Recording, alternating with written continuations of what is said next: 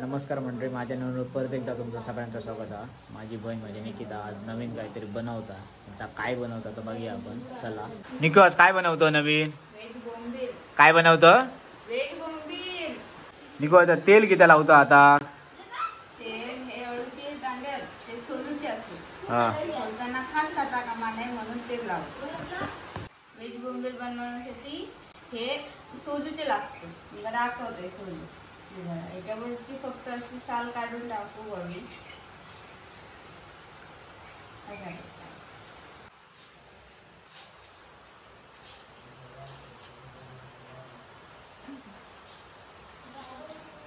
निको ते खायच्या अळवाचे दांडे?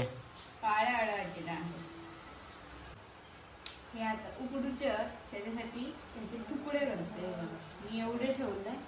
आपल्या मोठे वेळ तर मोठे ठेवू शकतो, बारक्या वेळ तर बारके ठेवू शकतो। आता हे कट करून घेतलेले डेड आपल्या उकडूचे असतात।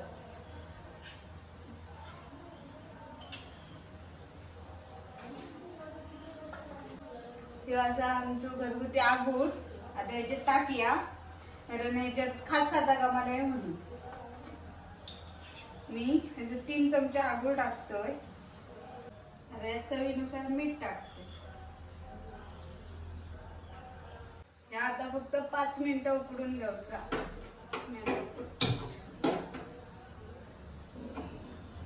डेट आता उकडलेलं आता या प्लेट मध्ये सगळे काढून घेऊ आणि सगळं गाळून घ्यायचं आणि इथे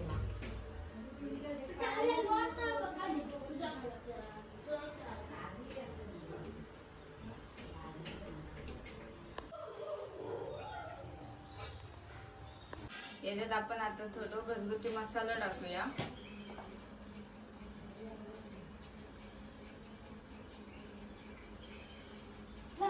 त्याच्यानंतर थोडीशी हळद आणि चवीनुसार मीठ टाकायचं।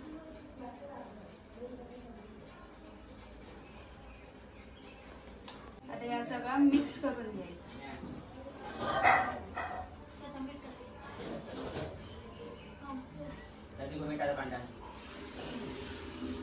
आता रवा त्याच्यात थोडासा मीठ टाकून घ्यायचं।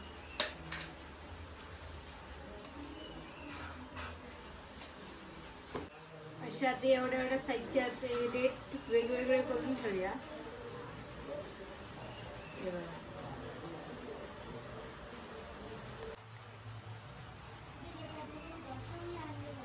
नीट रवा लावून घ्यायचं दोन्ही साईडने।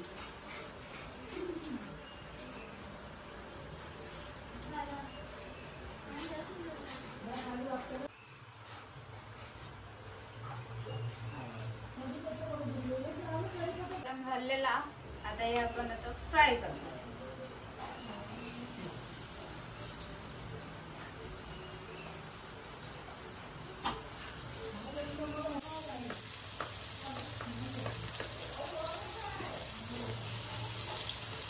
व्यवस्थित फ्राय झालेले असतात। आता या प्लेट मध्ये आपण काढून घेऊ।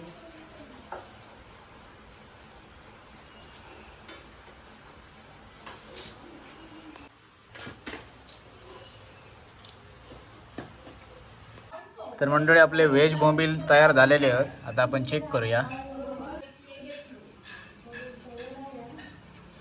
श्री कशी झाली टेस्ट? मस्त। कशी झाली अरे साई? पप्पा बरे झाले?